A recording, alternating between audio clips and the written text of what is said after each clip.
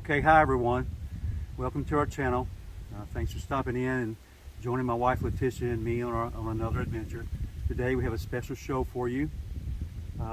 Joe Camoman and Jenny the Pink Dahlia have stopped by, coming down from Michigan to house sit for us while we went and visited the Turners in Texas. So Joe and Jenny have brought down a few guns for us to try out today. So Joe, you want to tell us a little bit about this pistol that you brought with you? Well, yeah, absolutely. I'll tell you about it. I'll go grab it and we'll start shooting. All right, sounds good. Okay. I decided to bring the gun that I used to kill a dog man in 2017. So that's Wolfbane. It's Wolfbane. I named it Smith & Wesson Governor. It is loaded, so we've got to be Smith & Wesson 500, right? This is not the 500. It's not a 500? This is a 45 Colt. Oh, okay. And 410. Gotcha. It will shoot right here, 410. Right. Shot, and it will shoot 45 long Colt. Which is that. Okay, yeah. And this 45 this is long Colt. This would be the actual bullet that killed the dog man right there. That's a special one, solid copper, maximum expansion bullet. Right. But we're just shooting regular bullets today. We'll save those for bigger things. But we might need them later on. Right. But all right, well, those work. That sounds really interesting. Thanks for bringing that gun down, Joe. Let's go shoot it. You want to? Yeah, let's go do it. As you can see, we've set up a series of improvised targets there. And let's see what we can do with the Wolfbane.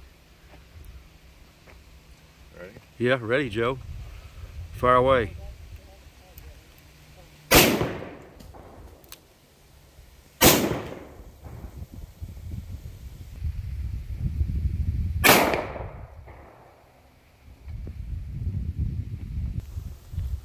That's some pretty nice shooting, buddy. Yeah, thank you.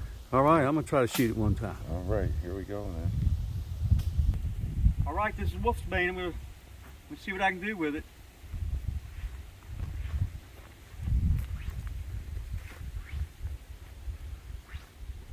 I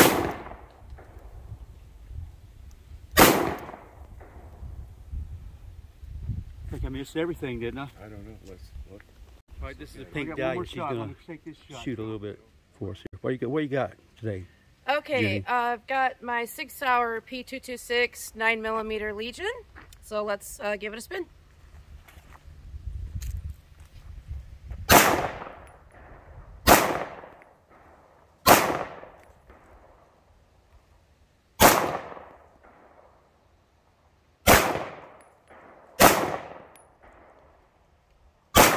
That's nice. Nice shooting there, Pink Why, Dahlia. thank you. Would you like to take it for a spin? Yeah, let's do that. I'll trade.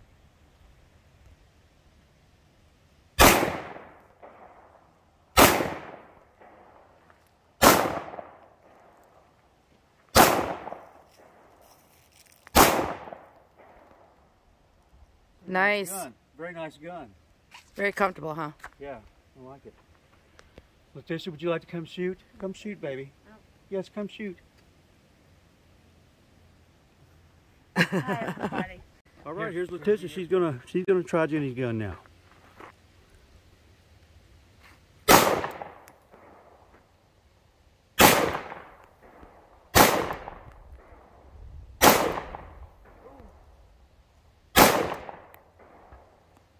Careful. Very nice. Nice shooting, baby. Did it get you in the... That one hit Yeah, we're having fun my down God. here. Oh my God, there's a circle on your face. Okay. It hit you in the face? It did. For real? It left a circle on her face. Oh my goodness. Doggone it, baby. I'm sorry. It's all right. All right. Well, we're mostly having fun down here. Try to hit that can down there, Jenny. Okay, so this is a Benelli M4 semi-automatic 12 gauge. I couldn't hit anything with Wolfbane, so maybe I can hit something with a shotgun. Like Wheel Money and unforgiving.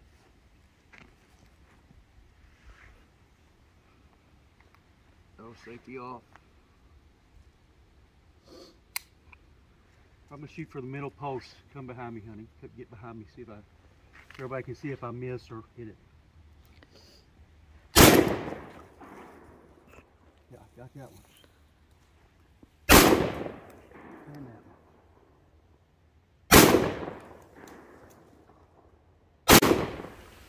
one. Okay, guys. Joe, what you got? What you got now? It's a build that I've done. It's a 300 blackout. 300 blackout. That's the caliber, and thought if we try shooting this, some more test shots in it for a new buffer system I put in it that hopefully works well. So only see what it does here. Let's see what it does.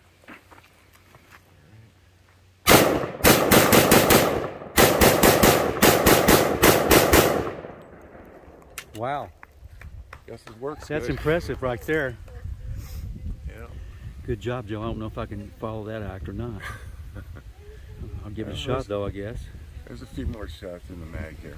All right. Let's do it then. Rain. All right. Let's see what I can do. You'll see the dot.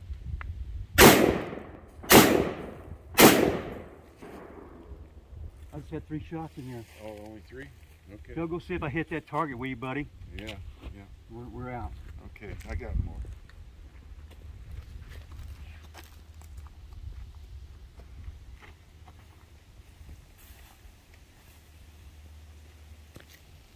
Plenty of 30 caliber holes in it. All right. So evidently, I'm pretty good with the rifles and the shotgun. Just like Will Money, I can't shoot anything with a pistol. Well, that your pistol was really powerful. Yeah. Yeah, it's a really nice gun. Thanks for letting us shoot your weapons, especially Wolfsbane. Yeah, well, I got another one. Yeah? Which one you got? 500. Let's try it. Let's try that too. Okay, Joe. Okay. Oh my goodness. Look at that handgun. Smith & Wesson. That is huge. Yeah. What is that, Joe? Tell everybody what that is. Smith & Wesson 500. It's got 500. 325 grain hollow points. Right now I'm shooting. I'm going to put one in at a time because everybody's here new at this, and I'm shooting it to show you guys what it's like. So, and then we'll let you guys take a turn. All right. Okay. There we go. Sounds good. I don't know about that gun. It's huge. Okay, let's take a shot. That stump right there. You aim at the stump? Yeah. All right, let's do it. Oh, wrong way. Okay. Now we're ready. One shot in it, had it going the opposite way. I don't know. I couldn't tell if you hit it or not. I don't know either. Looked a little high, maybe.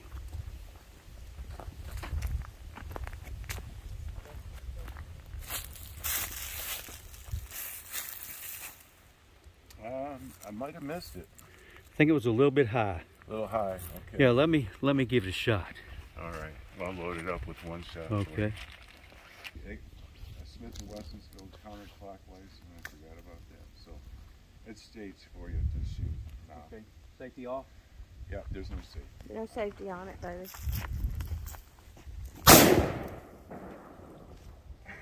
No. I missed it?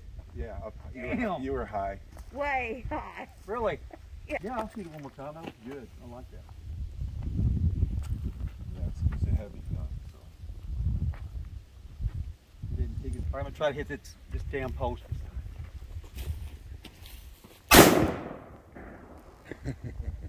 Damn! Let me try it one more time. You're to the right. Right to the right. There was only 2 shots in it. 2 shots was it? Well, yeah, I only put 2 in Okay, it. yeah, I like this gun. Whatever you want to do, single. All right, here we go, Jenny. Let me get behind you. Make sure you go low. Shoot low. Woo! That is awesome! All right. Shoot it again, Jenny. Tell us what you're aiming at. 1 shot in it. Only 1 shot? Yeah. Okay. I only do 1 at a time. There you go. Well, that's safety first safety always. Reasons, yeah. Here we go. One more time for Jenny. Bam! Did I hit it? No. I don't think Oh, it's a little bit high, but Probably not. good try though. That's one powerful handgun right there. Oh, that is awesome. You took the top of that stick off. Huh? You took the top of that off. Oh, did I? Yeah. Oh, Yeah. okay. One more. All right, here we go again. What are you aiming for this time, Jenny? I am going to aim, I guess just for that little tree, half tree right there. The stump? Yeah. All right. Aim low. Whoa, I think you hit it dead center right there. Wait. Tip me backwards a little. Cool. Wood right off the top here, but there's a clean hit right here because I seen it fly. It went. I don't think I hit it anywhere else though. Wow. You got it right there, good though. Tony, you took that right off. I seen. Oh, the right there. You might have clipped it right there. I thought it was down lower. Good shooting, but Jenny. I think you're right there. Good job, That girl. thing is awesome. All right, what a great time we're having down here Makes me giddy. with here. Camoman and Pink Dahlia, my lovely wife Letitia. All right. Hey guys, Bart Nunley here. I'm talking to Joe Barger, also known as Camoman. So in 2017, Joe shot and killed a dog man in Michigan. I was running alongside his truck trying to get in. So a lot of people don't know that he also has had a Bigfoot sighting years earlier. So Joe and I met at the first annual Paranormal Roundtable Dogman Conference in Paris, Tennessee back in August. So we became really good friends, and he's agreed to tell you guys his story now. So Joe, you can start by telling us, you know, what was going on, what year it happened, and what was going on that year in your life. Okay, well, this would be 1983. I was in the military in the U.S. Army at Fort Polk, Louisiana. And it was four of my friends and I, we were out doing just random things on the weekend, on our time off, and we decided to do some exploring in the woods of Louisiana. And we were just goofing around, and we went into a wooded part, real wooded, and some swamps and some parts of it. We were about a mile back, me and some friends of mine, off the road, when we encountered one that came out right directly out in front of us in the path we were heading in. I think the reason why it exposed itself to us is we could have been making it mad, you know, and we were climbing the thin pine trees that are all over Louisiana. They're real tall and thin, and as we're climbing up high, they would bend over, and we'd come down to the And ride them down to the ground. Yeah. And then we'd let them just snap back up, you know. Right. We were doing that for a little while, making noise, you know, just being crazy, and young guys, you know, letting off steam for the, you know, weekend or whatever. And Right. and we just had this 8 foot tall, black, maybe dark brown to black with some red tone in it, furry, like I would say he was more like a primitive man looking. Didn't look like an ape at all. Had a long beard, no mustache, and he looked at us. He was standing there blocking our way, just rocking back and forth, and he was twitching his fingers, and he has, you know, like big banana finger, big, you know. Yeah. And he didn't have a grimace, or he wasn't ominous looking or anything. He was just giving us a serious stare and looking at us, and making it known that he wasn't allowing us to go any further back. Right. And we just decided we were just going to back step, and we didn't turn away our backs on him. We just started backing up. As he didn't come towards us, he didn't make any noise. We didn't smell anything. And as soon as we got out of his sight, in between some bushes and foliage and everything, we just turned around. We just hightailed it out of there, and we ran. You know, we were in the Army. We ran the whole way back. It was like a mile back, and got to the car and took off. And that was pretty much all that was, you know. Well, how many men were with you? How many guys were there? 4 other guys. Four guys, five so of five us. of you all together? Yeah, and we didn't have discussed any weapons with you? No, we didn't have any weapons at all. I don't even think any of us had a knife on us at the time. Right. And, now, how would you describe this thing's expression on its face? You said it looked like more like a caveman or Neanderthal man. What was the expression on its face, if any?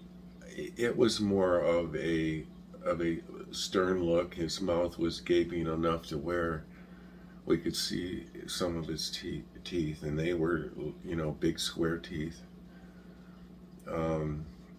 He had skin that looked leathery and a little wrinkly, you know, dark tan skin. He was not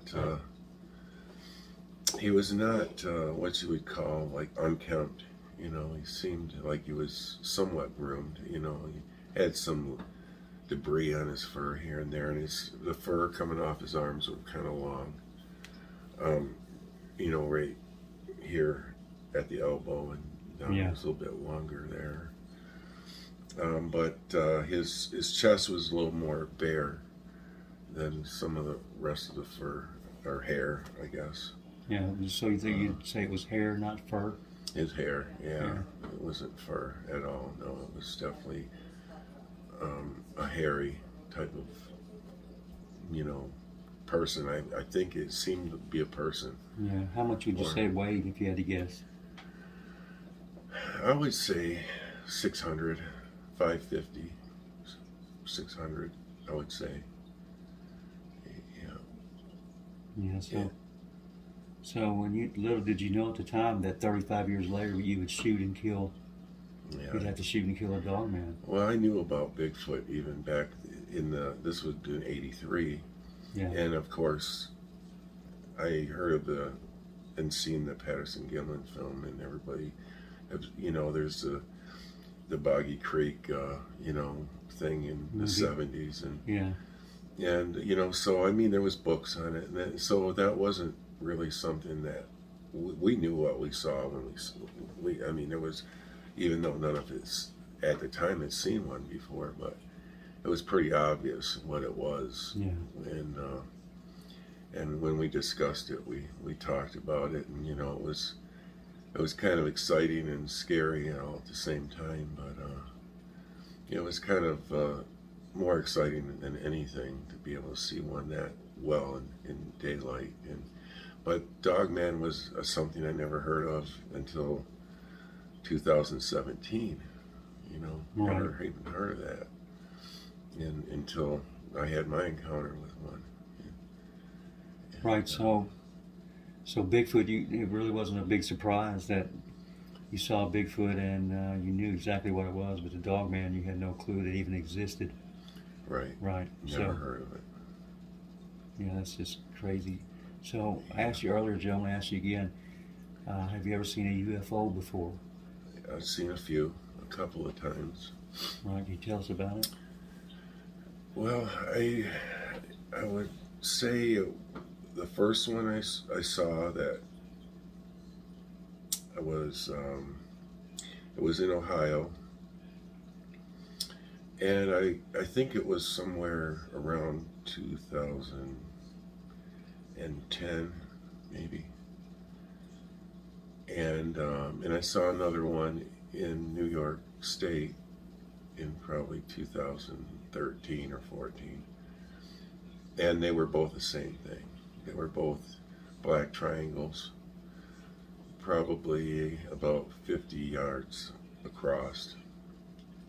The one I saw in Ohio was probably about 200 feet over my head. It was close. Wow, that's really close for an aircraft to be flying. Really close, and it was totally silent. And, right. and it was blacker than the sky, and that's the only way you could see it. Basically, there was slightly glowing lights on each corner, but they would come on very dimly and then go out, and it would be random. It wasn't a pattern, and I only saw it for about 15 seconds, and I was actually driving, so I had to keep my eye on the road, and I would look out. It was up there, and it was actually not quite pacing me. I mean, I was going faster than it was, and I couldn't hear a thing. And I was going a little fast, but it seemed to be going the same direction as I was, but going a little bit slower. And so as it got a little bit behind me, I lost sight of it. Yeah. But the second one I saw was in New York State, and in probably 2013. It was the same exact craft, but it was at a further away distance. And I noticed it probably about, I would say it was a quarter mile away, or half mile away, and I could tell it was the same craft. It was exactly the same. Now, do you think it might be a government secret project, or do you think it was extraterrestrial, or what do you think about it? Well, I don't know, but I kind of think it's a black project. I mean, that's my opinion. Just like the Dog Man. Yeah. So you had a Bigfoot sighting in 1983. You had to kill a Dog Man in 2017. You had these UFO sightings in between that. Yeah. And so, have you seen anything lately that you think is unusual, or had anything unusual happen to you lately? Well, I've had unusual things happen to me lately, but it's been, related to, my involvement with the last Dogman incident, but that's kind of taken care of now.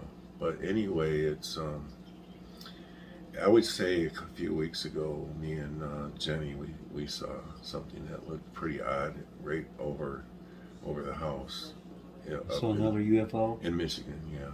In Michigan this time. Yeah.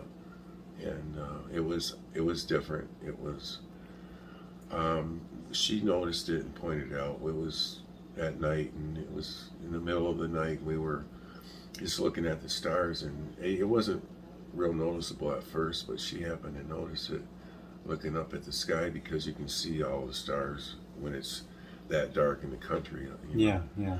And we were just happened to be looking up, and we noticed, or she did, that there was a real,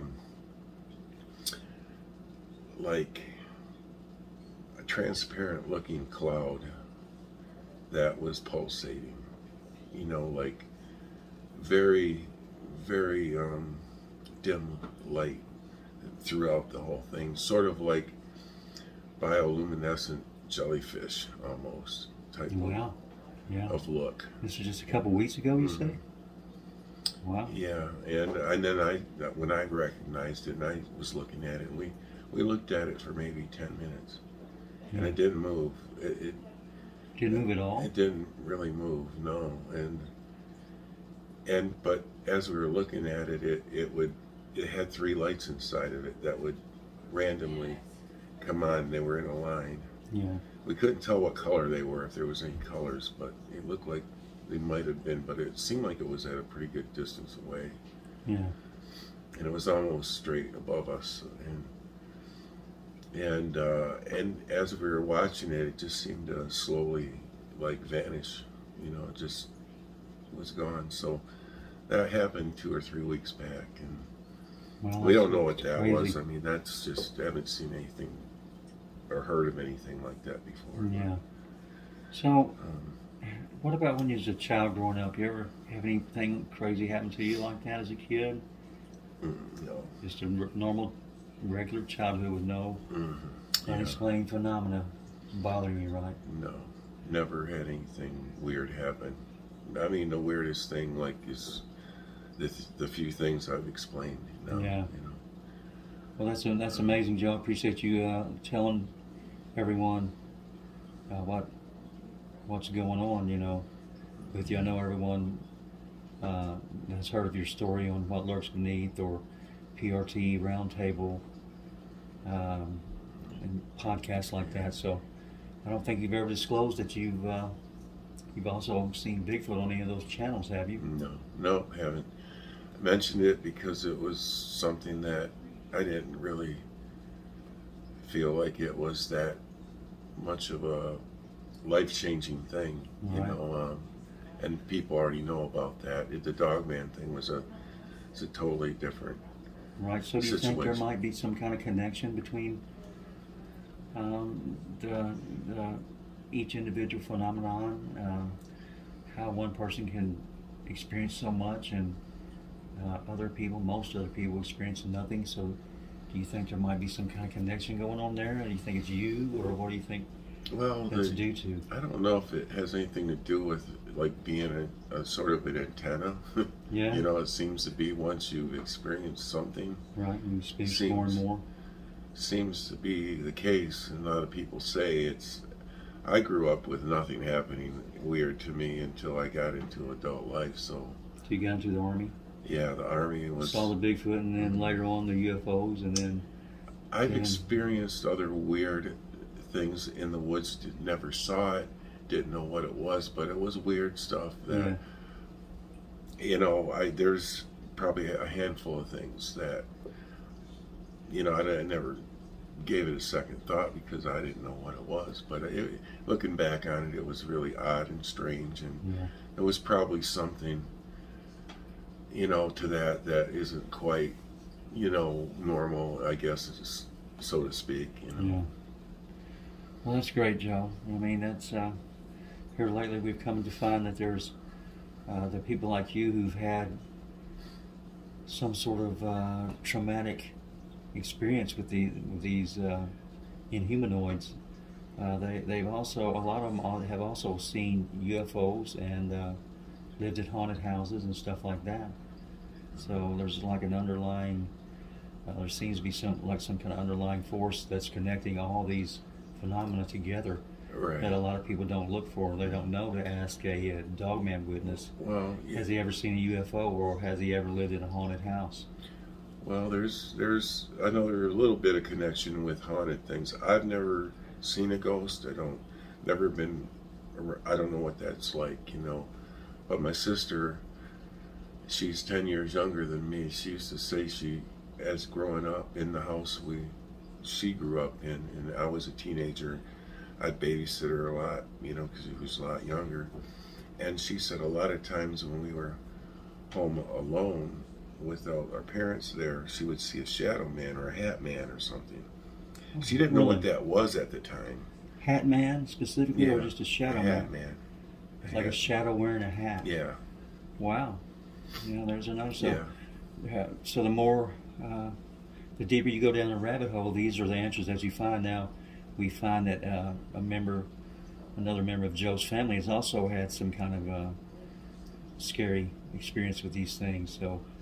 Did it go on for a long time, or until you moved, or how did it end? I went into the Army, and after I went to the Army, my parents had moved out of that house since I was gone, so they went to a smaller house. And after that, she didn't have those experiences anymore.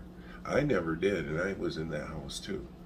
And neither my parents either, so I'm aware of. And, and my dad did have ghost experiences too. Your dad did? My dad did. My mom didn't, and I didn't.